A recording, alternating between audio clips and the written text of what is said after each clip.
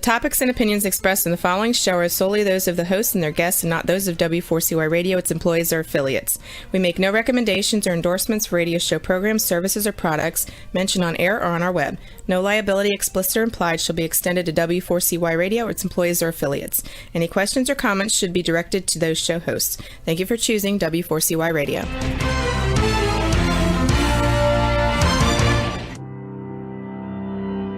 Welcome to Leadership for Life with Gina Gardner on W4CY Radio and Talk 4 TV. Join your host, who is a multiple #1 international best-selling author, motivational speaker, empowerment and transformational leadership coach and trainer. She's the founder of Genuinely-You and has 30 years experience of helping people step into their genuine, authentic power. And now, here is Gina Gardner, your host of Leadership for Life.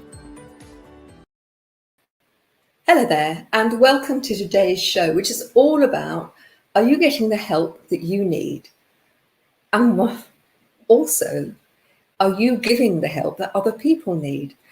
I think it's really quite opposite that today I was supposed to have the guest of Thomas Power, who at the last minute had to drop out. And so I have employed the help of a good friend, Jill Tiney. She's been on the show before.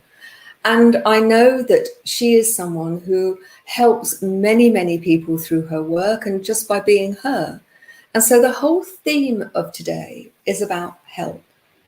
I'm going to spend the first part of today's show talking about how is it that so many people love to give help, but actually struggle to ask for help because they don't believe they deserve it, or because they're worried that they might get rejected, or for whatever reason. And I know this from personal example. I love to help other people. In fact, it's who I am. It's what I do. And it wasn't until I was on a course a few years ago, and I was working with a partner, we were talking about giving and receiving help, being open to receiving, and being ready to give help without being asked and without any thought really of it being reciprocated. Help when it's given without any sort of expectation. I call the help, I'll do this for you if you do this for me. That's bartering really. But giving it unconditionally is quite a different thing. And it's my belief that the person who gives gets just as much as the person who's receiving. It's different, but they're getting very much something from that. And we were talking about help, and I admitted to him that I found it very difficult to ask for help. Now, bearing in mind at that time, I was more or less wheelchair bound. And so there were times when I would struggle big time rather than ask for help, because I didn't want to disturb people. I didn't want people to think that I was weak. I didn't want to feel rejected. And so I would say nothing. And there are many, many people who will struggle rather than simply ask for help. Or if they ask for help and people say, I'm really sorry, I can't help at the moment, that they then get this emotional tide of, it's because they don't like me, they don't love me, I'm not enough, they're rejecting me. And we had this very detailed discussion. And what struck me is he said to me, do you like giving help? It's something that you get a great deal of pleasure, but you deny other people that pleasure. You deny people the opportunity to help you. And in doing so, I think that's really selfish. And it really stopped me in my tracks. And I want to make a differentiation between those who are victims and it's poor me, I can't do anything for myself. We're not talking about that sort of help. But actually, I need some help in order to be able to be independent. Strange concept, really. But with a little bit of help, when you're in a wheelchair, you can be pretty independent. But there are things you can't reach or you can't open. And so the course finished, and it was in America. And those of you that know, I'm in the UK. But I had allowed an extra couple of days to go and do some Christmas shopping. It was December. And in those days, it was the prices in America were very much cheaper for clothes and things than they are in the UK. I'm not sure if that's the case now, because with the pandemic, it's a long time since I've been to America. And so off I toggled. It was a lovely day. We were in Antonio. No, not San Francisco. We were down further on.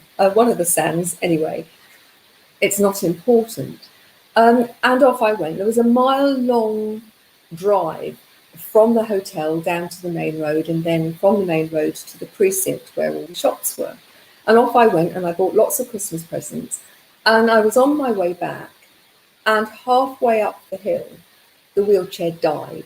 I mean, died. There was not a bit of juice. So it's a hill going up. I'm on my own. My phone's not working. I can't get a signal. And I'm stuck. And I think, what am I going to do? How am I going to get back to the hotel? How will anybody know that I'm in trouble? And around the corner came a taxi. And the taxi driver stopped and got out. And it was pretty evident very quickly that he spoke very little English, and I don't speak Spanish. But he could see the problem. So he parked the car and he started to push my wheelchair up the hill. Now, it was a struggle because it was uphill and the wheelchair was heavy, and there was me as well. A few minutes later, another taxi came up the hill with 2 guests and the taxi driver. They stopped. The 2 taxi drivers had a conversation. The second taxi driver parked the car, and all 3 men got out of the car and they started to push the first driver. So they tried pushing the chair by getting to the handles, but in the end what they did is that they pushed the other person, and so you had 4 people pushing. And then another car arrived, and another. And by the time I got to the top of the hill, there were 17 people pushing each other to push the wheelchair, and everybody was laughing. And it was an incredible spectacle. People had, by this time, started to see what was going on and had come out of the hotel to actually watch what was going on. Everybody thought it was very funny. And after the first few minutes of the embarrassment of being pushed up the hill, so did I. It was a really, really big lesson for me that asking for help is not a weakness, and that everybody who was pushing the wheelchair did it with full hearts and did it graciously because they actually wanted to help. Now, this morning I was on a webinar run by Steve Pike, who works voluntarily with B1G1, and as you know, we are associated very closely with B1G1, and my guests get an opportunity to decide which of the projects that they want genuinely you to donate to. It's another opportunity to be kind, and he's going to come on the show in September. But kindness doesn't have to cost. Kindness, giving people help, can be something that enriches not only their lives, but yours. I'm reminded of the time when I was part of the basket brigade for Tony Robbins, but in the UK, where everything to make a Christmas dinner is put together, and the names of people who are really in need are presented, and you just arrive, the beautifully done up basket with everything for the Christmas dinner is there. You knock on the door and you say, I'm just giving you this with love. Don't want anything in return. That's just you give it in the spirit of wanting to give something unconditionally. The responses from people were just amazing, and that was very much reward enough. So one of the things that I'd like you to consider is random acts of kindness. As you go through the day, small acts of kindness where you don't expect any return on it, that you just do it because you want to, and discover how that can fill you up. And we live in a world where kindness is so needed and so easy to offer when you are mindful about it. Now, we're going to have a break now, and when we come back, we're going to be talking about, are you getting the right sort of help, and where do you get it? How do you know that the help that you're getting is the right one? And how can you get involved in helping people in a very practical way in business through collaboration. So don't go away. I'll see you after the break.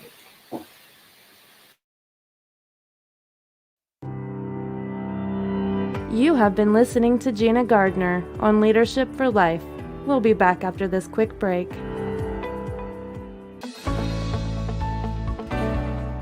Want to get the best out of life personally and professionally? Are you ready to step into a life which excites and fulfills you? Well, the right place for you is Leadership for Life with Gina Gardner on W4CY Radio and Talk4 TV. We will share with you stories from inspiring people, a wide range of guest experts, and lots of practical strategies to help you get the very best out of your personal and professional life.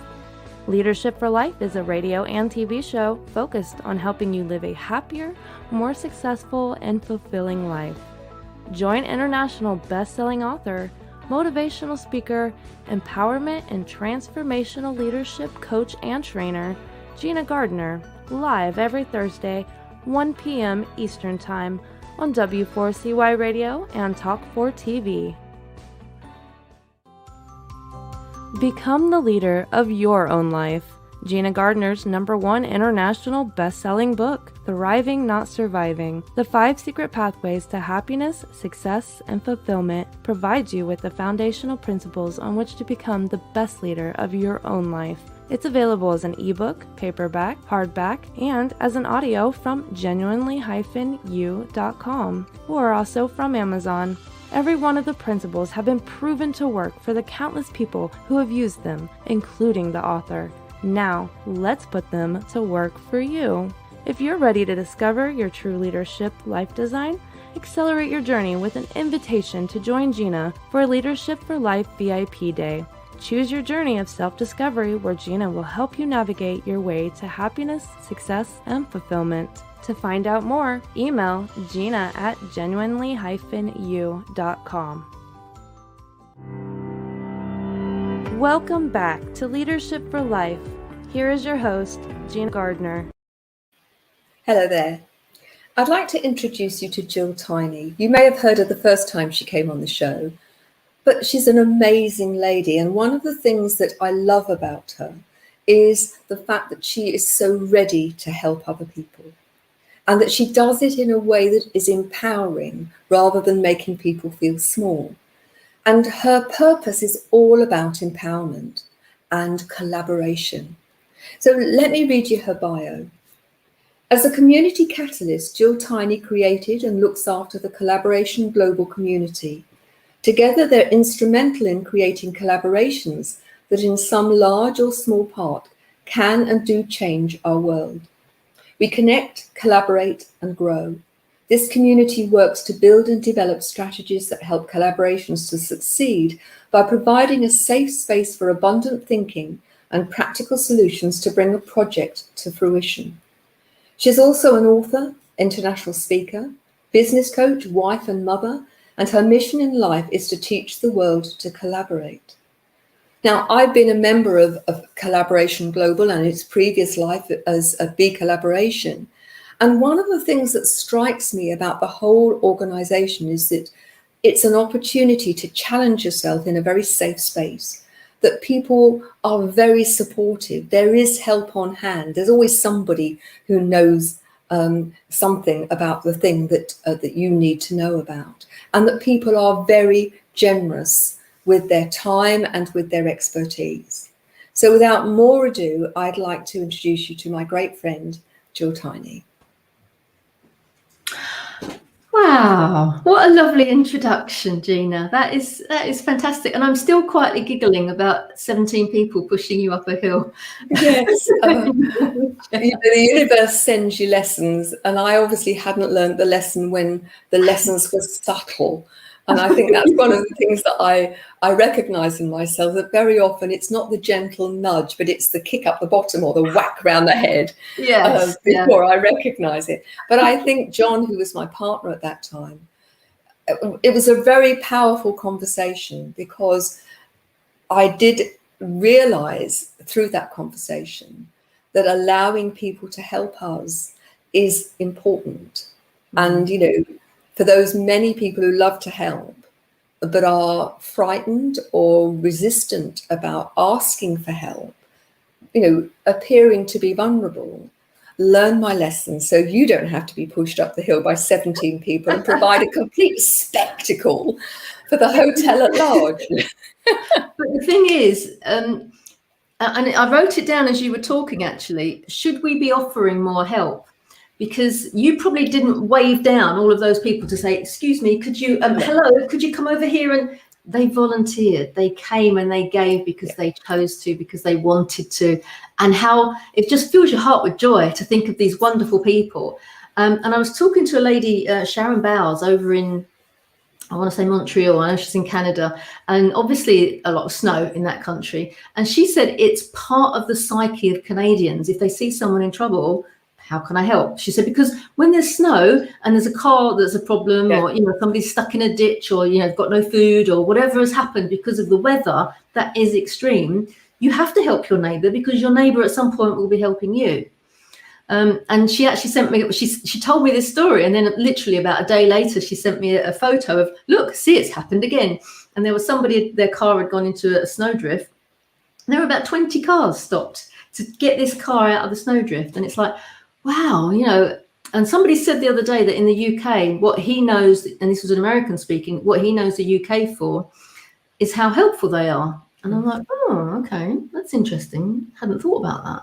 Don't you think, though, that's one of the great things that came out of the recent pandemic? Yes. Is that I think people reassessed values. And one of the things that really struck me was how much more mindful people were about others. And in those small gestures, I'm going to the shops, do you need anything? Or I'm just phoning to see if you're okay. And I think lots of people think it has to be the grand gesture. When it is in those small acts day by day that I think make a difference. I mean, you and I are both old enough to remember the film Pay It Forward. Yes, indeed. Yeah. And if you haven't watched that film, it's not on your radar, it is really well worth watching. It's a very sad film. Have a box of tissues at the end. But that whole business of, I don't expect a return on my kindness in this moment, but I hope that you will pay it forward to somebody else. And that if I help you feel empowered, that you in turn will help someone else to feel empowered.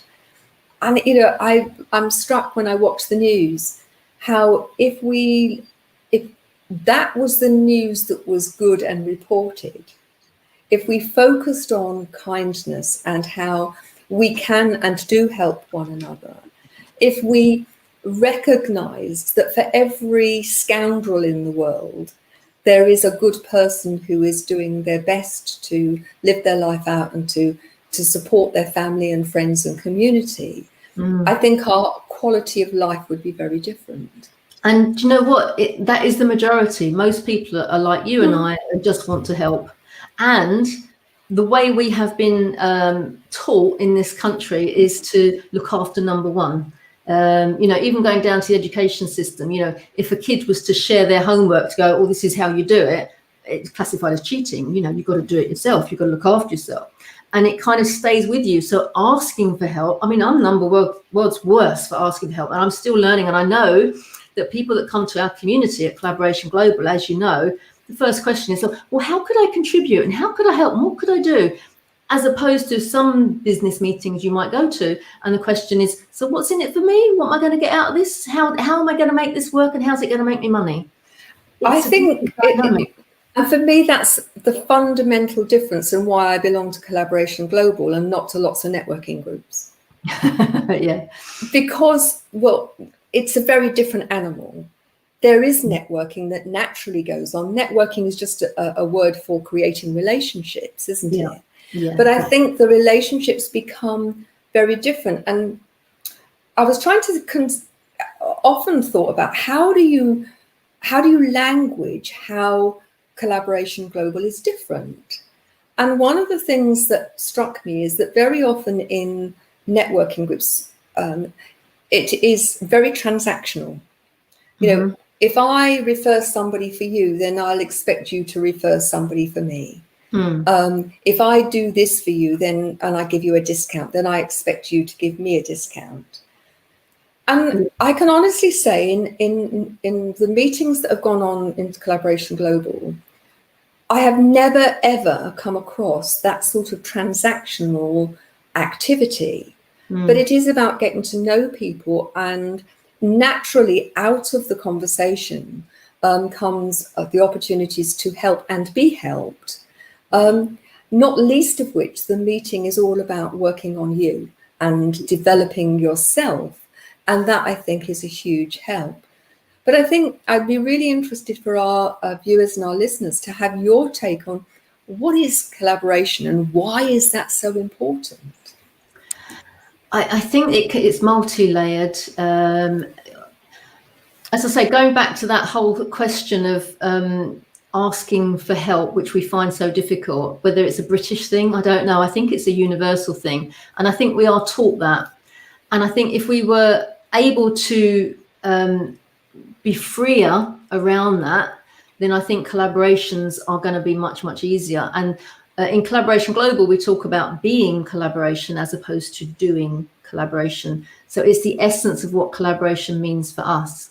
So let me just backtrack a little bit from a story I just want to tell you, which illustrates for me why I find it personally so difficult to go, oh, would you mind? Is it okay? So when my nan was young, and she had a 5-year-old and a 3-year-old and a 6-week-old baby, her husband died. And then 2 weeks later, World War II broke out. Right. So in order to survive, she had to send 2 of her children away to be evacuated, and she worked 4 jobs, taking the baby with her, working nights to clean offices and taking in lodgers, and basically rolling her sleeves up, getting on with it, sucking it up because there's a war on, and making sure that she looked after herself and her family. So that tough matriarch filtered into my mum, who was the eldest, and that was filtered into me. So it's like, what are you crying for? Come on, we've got work to do. Let's get on with it. So every area of my life was like, you can't complain. Don't ask for help. You want something done, you do it yourself. And I think there's this backlash from the war that, you know, for all the right reasons it was created, but it was like, look after number one, because who else is going to look after you? So at Collaboration Global, we're trying to unpack that, because ultimately, if you're going to collaborate, we have to trust each other. We have to come together and go, well, look, you're another human being. So we're connected and we're on this planet. And because we're on this planet, there are so many things we need to realize in order to help each other, to look after humanity and to save humanity. And what you were saying earlier is about the horrible people that are out there. I think they are in the minority, tiny, tiny minority. And because it's blown up onto our screens on social media, on news reports, on newspapers, we think that's what's out there. So we are scared of what's out there. So when you see a stranger in trouble, you go, oh, shall I help them? Oh no, I've got other stuff to do. I'll tell someone about it, but I won't go and offer help. Now, I don't know about you, Gina, because as you say, when you help someone, it makes you feel so good. So I've ended up, just examples, stopping, there's a car broken down on the roundabout, it was pouring down with rain. I didn't know who was in there, but somebody was in there. So I parked my car, I went over to the roundabout, got soaking wet, and it was a gentleman of 83 in the car, didn't know what to do. His car wasn't working. So I managed to put him in my car so he was dry. I got to push his car all on my own. Eventually somebody stopped. Why didn't I stop the traffic? I don't know. But I pushed his car, got the AA there, got some help, made sure he was okay, and went on. I felt pretty good about myself. I'd missed the meeting I was supposed to go to, but that was fine. You know, little things like that, and it is a little thing. But if everybody had that attitude of, there's somebody in a car and they're broken down on a roundabout, that's not right. There should have been 10 people helping, 20, 50. How many people went around that roundabout and had to avoid him to get around the roundabout? It's this culture of, I'm too busy, I haven't got time. They might be somebody that, maybe it's a trick, maybe it's a scam, maybe the cameras are out, somebody's videoing this. All these kind of woo reasons are going on. And that's why I like the kind of culture around Collaboration Global, because if people come to me and say, I'd like to join, but I'm not really sure what I'd be able to contribute, how could I help? I'm like, well, that's the you're That's in. the right sort of person. Yes. Exactly. And it's the ones that come and go, oh, well, what am I going to get out of this? How long does it take to get my money back out of this? And I'm like, well, probably not the right time for you to get involved. Yes. So it's understanding how to ask for help. And I'm still learning. And another thing, I've just moved house recently. Mm-hmm. And, so during that whole process, I got a little bit overwhelmed with everything going on. And there was a session that I couldn't make for the members. And so somebody else said, Jill can't do this session, anybody else? Oof. There were about 10 people that immediately went, yep. So, and it was like taken out of my hands. And I'm like, oh, I don't actually have to be in control of anything. And this is what I've always wanted, but I've always been scared to kind of ask, excuse me, can somebody else just do that little bit? And everyone was like desperate to help. So I was not allowing them that joy because I've been so used to, because of my upbringing, and I know about it, I know it's there, but I still instinctively go, no, I'm fine, I'm okay, I can do that, that's fine, I'll work till midnight, that's no problem. But now I know that they want to help, and I've always known that, but I have to get over myself. And I think that's a really big lesson. I think getting over yourself is really important. But I want to just flip the conversation, if I may, in terms of, let's put it into the business context, that you are not an expert and you need help. How do you know that the help that is being offered is the right help? I mean, I don't know about you, but over the years, I've spent thousands working with various gurus who say, work with me and you'll be doing this and this is the success you'll get. And I spend the money and I spend the time and I spend the energy and the effort, and the results are poor. And one of the things that I have recognized, and I'd be interested in your take on this, is there is so much white noise out there of do this and you'll be successful, or do that, or do the other.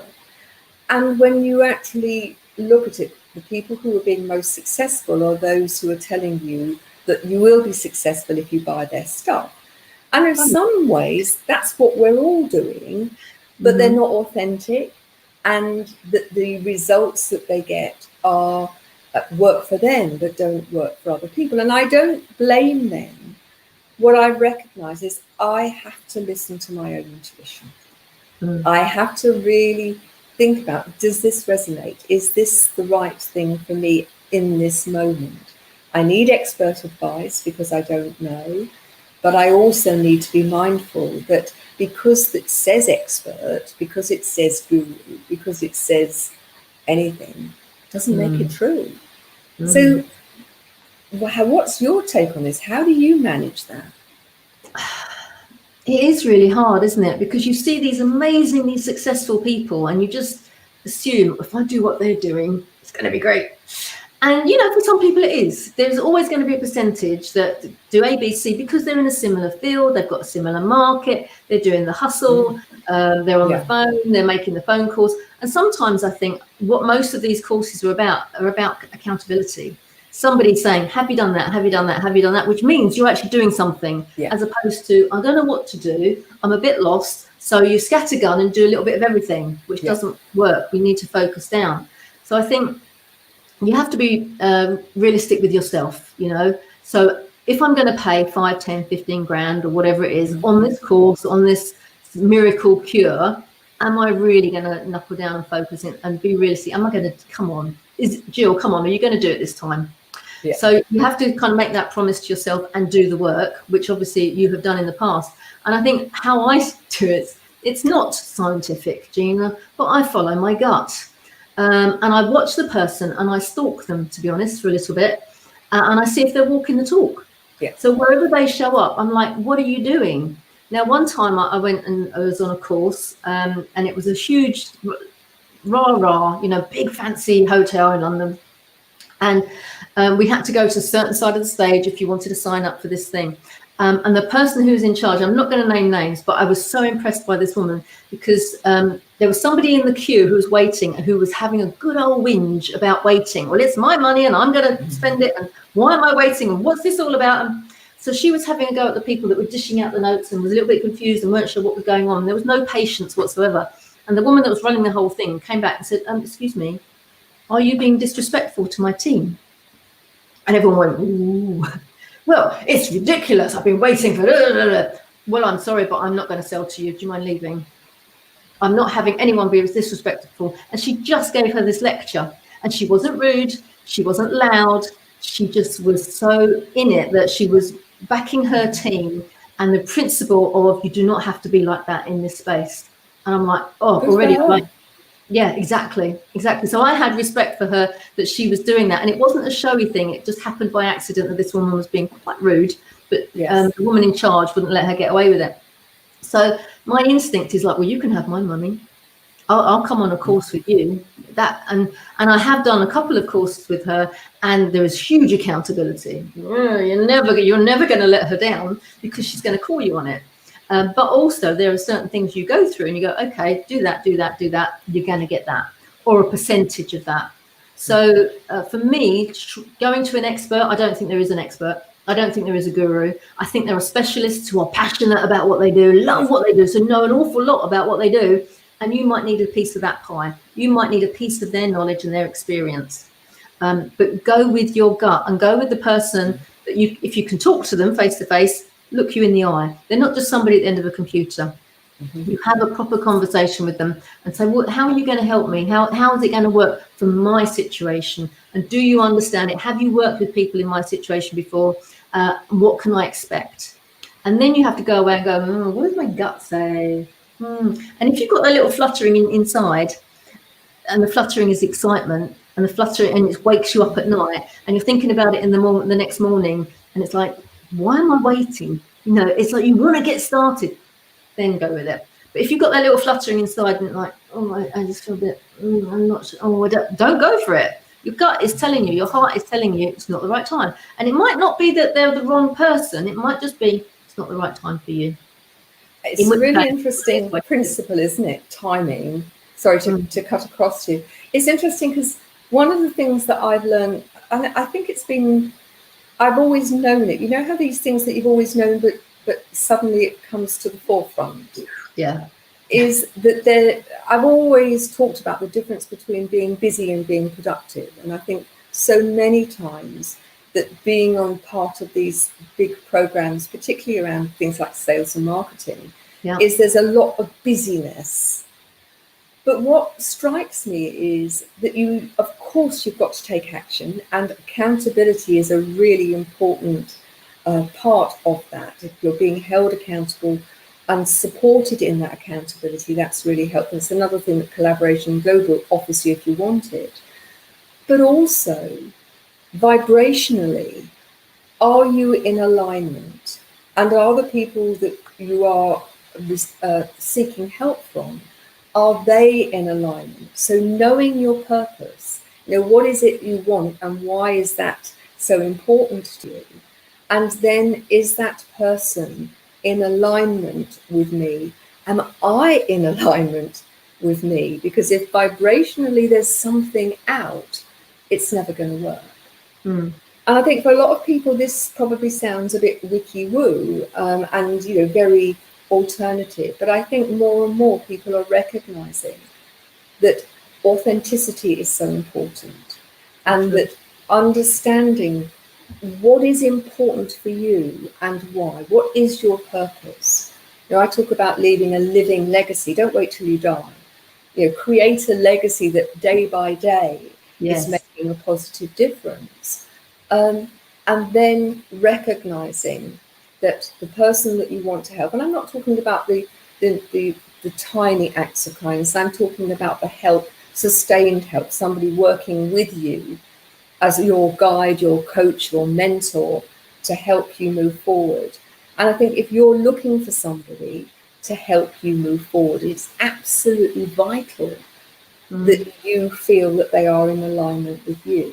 I'm just going to stop you for 1 second because I need to go and plug in my laptop. I unplugged it because we've got electrical storm going on here, but it just said my battery is running low. So please carry on talking. I agree. I'm still listening. I'm going to be 1 second. No problem at all. So I want to ask you a few questions, and I want you to think about your life and whether you are enjoying your life, whether you are happy and fulfilled. And think about, how often do you offer help to other people when it's not being asked for, that you notice and then provide that help for other people? How often do you recognize the need for you to have help and then go and seek that help? Or do you struggle? And then what often happens is that people not only struggle, but then they see themselves as a victim. Poor me, nobody's noticed, it's not fair, everybody else is more successful than me.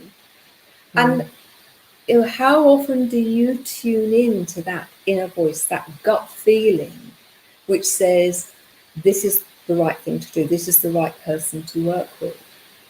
Because when you ask yourself those questions on a regular basis and you really stop the white noise, you just stop and you are quiet, you will start to recognize your own inner wisdom is speaking to you. And in my experience, it has rarely, if ever, given me the wrong support and help. So I think helping yourself is really important in all sorts of ways, because when you take radical responsibility for you, you don't have to put up with other people, what other people give you, but also recognize that it's all about balance, and the balance between being a giver and a receiver. And I'm not talking on I'll give you this if you give me that. That's not what I'm talking about. But over time, that there is a balance between the two. That's when the magic happens. Absolutely. And having faith that, look at the big picture. What if everybody were to start doing this more naturally? It's like Spike Milligan said about smiling. It's infectious and it will spread. It's the same as giving. And whilst you're giving to somebody else and you're spotting they're in need and you're helping them, they might not be in any position whatsoever to reciprocate. No. But that's fine. Somebody else will be able to reciprocate for you at a later date.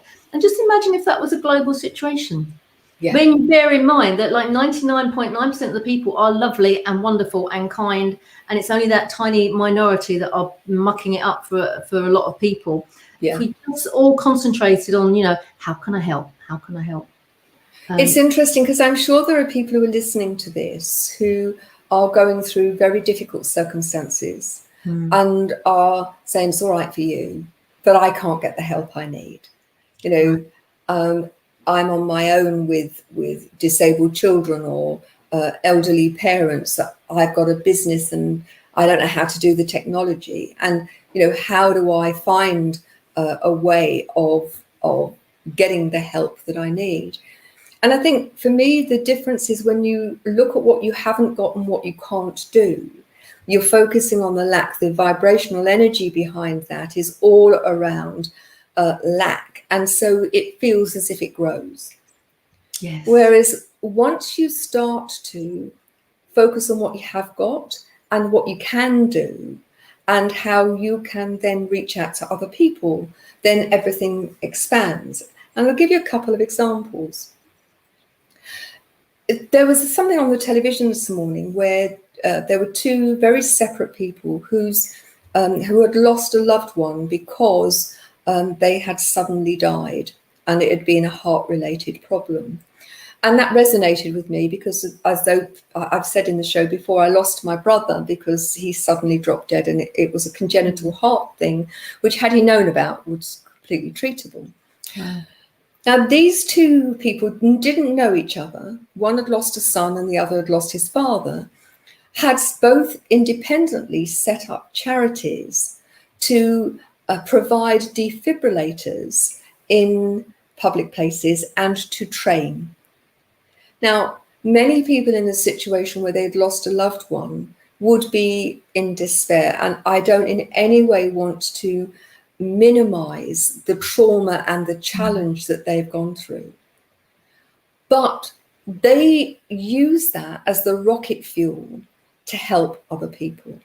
And in the helping of other people, I mean, one guy's provided training for 250,000 people and several hundred defibrillators. Gosh.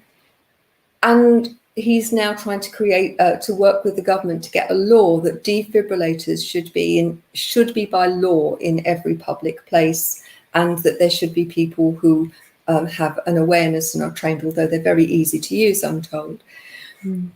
But I thought to myself at that time, not only is he helping so many people, and they know because they've been used how many lives they've saved. They've saved lots of lives. It was all brought to the fore because of the footballer who collapsed earlier this week. Yeah. But as he said, what it has done is it has helped me channel that grief, and it has helped me feel that there was a point in that death. And it's a very poignant way of recognizing that even in the most challenging circumstances, that there is the opportunity to turn that round and to provide help and to be helped by the act of kindness. Yeah, and it's in all of us, isn't it? That I think so. Yeah, that ability, and you find that strength in the deepest, darkest moments. It's like even from a negative space like addiction, when you get to your lowest ebb, that's when you can start to go back up again, and that's when you kind of realize that, right, it's now or never. Yeah. And I think, as you say, from adversity we can do amazing things. So therefore, why do we wait for adversity? Why don't we start doing amazing things and help people from day one? And it can just be small, really small things. My husband goes for a run every morning, like a lot of people do, but he says good morning to everybody that he passes. Yeah. Drives people nuts, I'm sure. But he says he loves it because he says you can see you're waking people up, because they're like, oh, someone's spoken to me. Hello. And it's like, and there's a smile. And it's like, hopefully, he said, I don't stop to chat. I'm running, but I just say, hi, how are you? Morning. And he said, it just brightens everyone's day. It's a little something. It's a little gift for someone to go, oh, he's quite nice, isn't he? He said hello to me. And they might have been feeling totally invisible in the world that day. I always remember just one thing about giving is that when my kids found out, and they're 29 and 31 now, but when they were little and they found out that Santa wasn't, sorry, it's a spoiler alert, and the first Christmas that they had gone and bought me and my husband presents, they were so excited to give us our present that theirs got totally forgotten. So we were excited for them to open theirs, but they wouldn't touch theirs until we had opened ours and revelled and gone, oh my goodness. And they were saying, you're going to open yours? It's like, no, the best bit's just happened. We will be waiting for that, for you to open your presents. I'm like, oh, wow. And that's that was children. I don't know, what were they, 6 and 8 or something. And it's just that we've got all of that in us all the time, that deep joy of like, let me help you, let me take the burden from you, let me find joy for you, let me hold your hand through the tough times, and let me hold your hand through the good times, because then you're sharing that as well. And as people, as humans, we are meant to be connected at that level. We're not just supposed to be in our little boxes away from everybody. We are, yeah. Absolutely so. I'm just conscious of time, Jill, and I want, if you are a business person, an entrepreneur, and you want to belong to a great group of people, I can thoroughly recommend Collaboration Global. It's not expensive, but the value that you get out of it is pure gold. And we have people from all over the world now, don't we, Jill? We do, indeed. It's amazing. And everyone's got the same ethos around just helping and supporting and sharing and learning and trying stuff out and failing spectacularly, because it means that we can then grow, being in a creative, open, adventurous space where people are allowed to be vulnerable, but we challenge each other, because ultimately we want the best for each other. We want each other to grow so that we can make as much impact on the world as we possibly can. And B1G1 is part of that journey for us as well. So everybody that comes and becomes a member of Collaboration Global, B1G1 will always benefit as well. And in fact, that's how we you came to be a member of B1G1. Just before I go into the B1G1, the website address is at the bottom, but if people are interested in joining, there are other things that they can do, can't they? So many things. Well, first of all, I'd say come to a meeting. We have a monthly meeting. in the UK, 3 till 5 o'clock on the last Tuesday of the month. So if you go to collaborationglobal.org, you can book on there, or if you want to search for us on Eventbrite, we are there. We also have a session on Clubhouse every Friday morning, which is great fun. And tomorrow we're going to be talking about men are better at collaboration, aren't they? Or are they? So let's stir that little pot and see what comes out. So we have great conversations there. And obviously most social media, Instagram, we're around, Facebook, we're around, LinkedIn, come and find me. It will be lovely to connect with all of you and just find out how you want to help people, what your mission is in life, and how you want to make a difference. And finally, your choice for B1G1, you have chosen project number 1. Yes, children having clean water. I mean, they're all amazing projects. So the 3 choices, and it was difficult to choose, but yeah, let's help the kids, eh?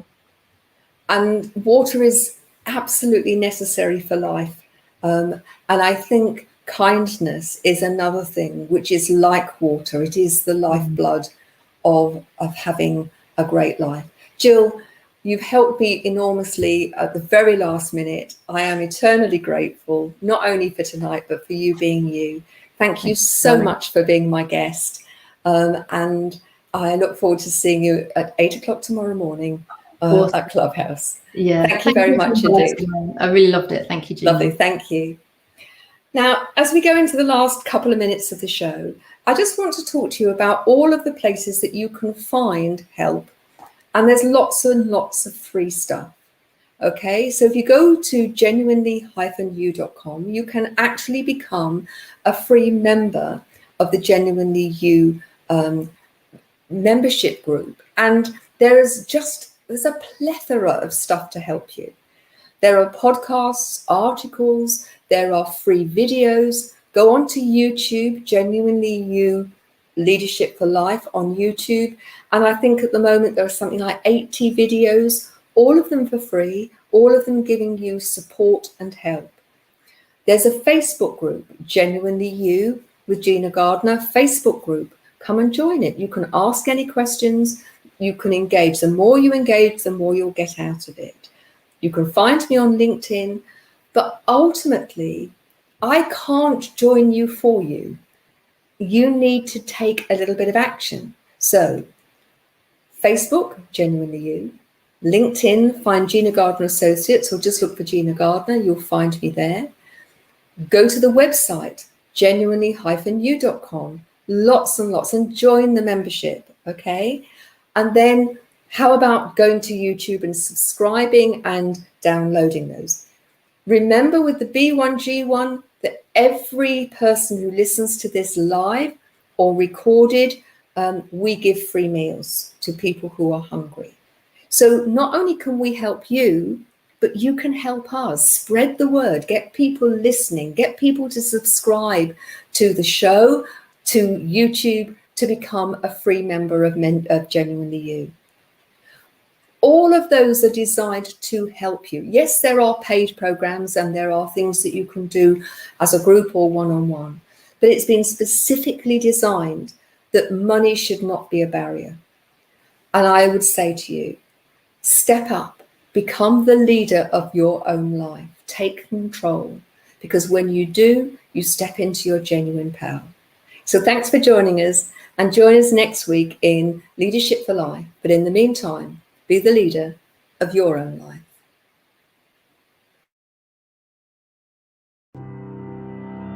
You have been listening to The Leadership for Life with your host, Gina Gardner. Make sure you tune in to W4CY Radio and Talk 4 TV next Thursday and every Thursday at 1 p.m. Eastern Time for more Leadership for Life. If you missed any part of this episode or just want to hear or see it again, you can find the archive of the TV show on Talk 4 TV's YouTube channel and the podcast of The Leadership for Life on iHeartRadio, Pandora, Spotify, Amazon Music, and wherever you listen to your podcast.